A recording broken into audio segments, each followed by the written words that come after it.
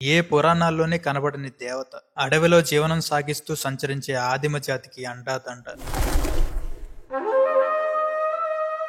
ఊరికి దూరంగా ఎవరూ పట్టించుకొని ఒక అడవి పల్లెగాను, ఆ పల్లె పట్నంగాను, ఆ పట్నమే ఇప్పుడున్న మహానగరంగాను మరి అక్కడున్న అమ్మలగన్న అమ్మ, ముగ్గురమ్మల మూలపుటమ్మ, మన జూబ్లీ హిల్స్ పెద్దమ్మ తల్లి.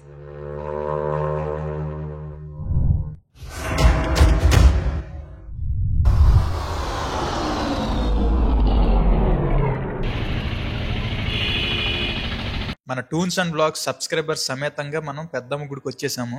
ఈ గుడి ప్రాంగణంలో అడుగు పెట్టగానే ఒక ఆహ్లాదకరమైన వాతావరణం మనకు కనిపిస్తుంది.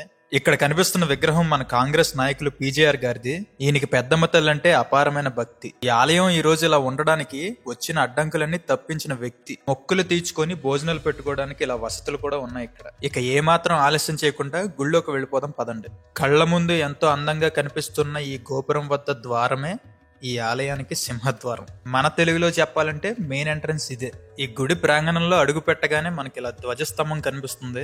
ఇప్పుడు ఉన్న జూబ్లీ హిల్స్ ఒకప్పుడు కొండలు గుట్టలు. ఆ గుట్టల్లో వెలిసింది ఈ అమ్మవారు. అప్పుడు ఆ గుట్టల్లో సంచరించే ఆదిమ తెగ వాళ్ళకి ఈ పురాణాలు ఏమీ తెలియదు. ఈవిడ పెద్దమ్మ అని పిలుచుకునేవాళ్ళు. మీరు ఎప్పుడైనా విన్నారా ఇది? మీరు ఇక్కడ చూసినట్లయితే ఇక్కడ కాయిన్స్ ని నిలబెట్టడానికి ప్రయత్నిస్తున్నారు పిల్లలు, పెద్దవాళ్ళు. ఇలా నిలబెట్టినప్పుడు అవి నిలబడితే వీళ్ళు అనుకున్నది అవుతుందని ఇక్కడ ప్రాచుర్యంలో ఉన్న నమ్మకం. ఈ ధ్వజస్తంభం దగ్గర దీపారాధన కోసం ఇలా భారీ ఏర్పాట్లు కూడా చేయడం జరిగింది. ఇక్కడ జరిగే దీపారాధనలో పాల్గొన్నట్లయితే నెగిటివ్ ఎనర్జీ పోతుందని కూడా ఇక్కడ ప్రజలు భావిస్తారు. మరి ఎంచక్క ప్రదక్షిణాలు చేసి ఈ గుడి చుట్టుపక్కల ఏముందో చూద్దామా? మీరు చూసినట్లయితే ఎదురుగా నవగ్రహాల శక్తి మండపం ఉంది. గోపురానికి ఎడమ వైపుగా ఈ నవగ్రహాల శక్తి మండపం దగ్గర కోరిన కోరికలు నెరవేరడానికి ఇలా ముడుపులు కడతారు. మీరు చూసినట్లయితే ఇక్కడ కనిపించేదే పెద్దమ్మ తల్లి స్వరూపం. శోభాషితంగా పూజలు అందుకుంటున్న ఈ కొబ్బరి చెట్టు ఆలయానికి కుడివైపుగా ఉంది. ఈ ప్రాంగణంలో ఉన్న ఈ కొబ్బరి చెట్టుకి పూజ చేస్తే సకల సౌభాగ్యాలు కలుగుతాయని, ఇక్కడ చాలా మందికి అవి నెరవేరాయని కూడా ఆధారాలున్నాయి. మీకు కనిపించేదే దర్శనం దారి. ఈ ఆలయానికి చేరుకోవడానికి ప్రత్యేకంగా పెద్దమ్మ గుడి అనే మెట్రో స్టేషన్ పక్కనే ఉంది.